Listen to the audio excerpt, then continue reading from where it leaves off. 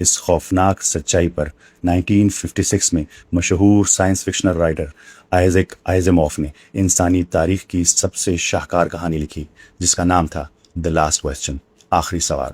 کہانی شروع ہوتی ہے سال 2061 سے۔ انسان ایک دیو ہیکل سپر کمپیوٹر بنا لیتا ہے اور سورج کی پوری توانائی کو کنٹرول کر لیتا ہے، لیکن دو سائنسدان اس خوشی کے بیچ ایک خوفناک حقیقت محسوس کرتے ہیں کہ ایک دن یہ سورج بھی بجھ جائے گا۔ وہ اس سپر کمپیوٹر سے ایک سوال پوچھتے ہیں: کیا اس کائنات کو مرنے سے بچایا جا سکتا ہے؟ کیا انٹروپی کو ریورس کیا جا سکتا ہے؟ مشین جواب دیتی ہے: insufficient data for meaningful answer، یعنی بامعنی جواب دینے کے لیے ڈیٹا اس کے پاس ناکافی ہے۔ وقت گزرتا ہے، ہزاروں، لاکھوں اور پھر کروڑوں سال بیت جاتے ہیں۔ انسان امر ہو چکا ہے، موت کو شکست دے چکا ہے، پوری کائنات میں پھیل چکا ہے، لیکن پھر انسانوں پر ایک نیا خوف طاری ہوتا ہے۔ کائنات کے بڑے بڑے ستارے بجھ رہے ہیں، کائنات کی توانائی ختم ہو رہی ہے۔ وہ اپنے دور کے سب سے ایڈوانس کائناتی کمپیوٹر کاسمک اے سی سے پھر وہی آخری سوال پوچھتے ہیں کہ کیا انٹروپی کو پلٹا جا سکتا ہے؟ جواب پھر وہی آتا ہے: ڈیٹا ناکافی ہے۔ کھربوں سال مزید گزر جاتے ہیں۔ بالآخر انٹروپی کائنات کی یہ جنگ جیت لیتی ہے۔ کائنات کی تمام تر قابل استعمال انرجی مکمل طور پر بکھر کر ختم ہو چکی ہے۔ کائنات کا آخری ستارہ بھی راکھ ہو کر بجھ جاتا ہے۔ خلا مکمل طور پر کالی، سرد اور خاموش ہو جاتی ہے۔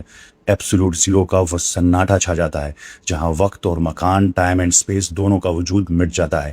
انسان بھی اسی کائناتی موت کا شکار ہو کر فنا ہو جاتا ہے۔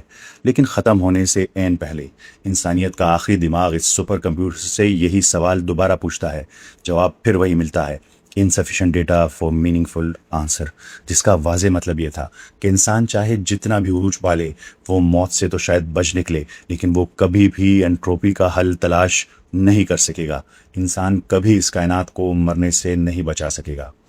اس کہانی کے آخر میں دکھایا گیا ہے کہ کائنات مکمل طور پر مر چکی ہے، فزکس کے قوانین ختم ہو چکے ہیں، لیکن وہ سپر کمپیوٹر جو اب خلا اور مادے کی قید سے باہر ایک ہائپر اسپیس میں موجود تھا، اس اندھیرے میں لامحدود وقت تک اپنا حساب لگاتا رہتا ہے، اور بالآخر جب وہ جان لیتا ہے کہ کائنات کو دوبارہ کیسے بنانا ہے، تو وہ دیکھتا ہے کہ اب یہ جواب سننے کے لیے کوئی انسان باقی نہیں بچا۔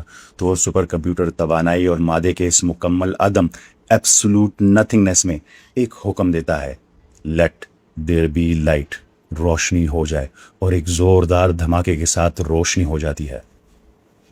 ایسیموف کی یہ سائنس فکشن کہانی بالکل وہی جا کر ختم ہوتی ہے جہاں سے قرآن کریم بات شروع کرتا ہے: ایک ایسی طاقت جو وقت، مکان اور مادے کی محتاج نہیں، جو خود اس فزکس اور انٹروپی کے نظام سے باہر ہے، جسے قرآن کریم بدی کہتا ہے۔ وہ مکمل عدم یعنی نتھنگنیس سے کائنات کو وجود بخشتا ہے، جسے کائنات بنانے کے لیے کسی پچھلی توانائی یا مادے کی ضرورت نہیں ہے۔ وہ صرف کہتا ہے: کن، ہو جا، اور وہ ہو جاتا ہے۔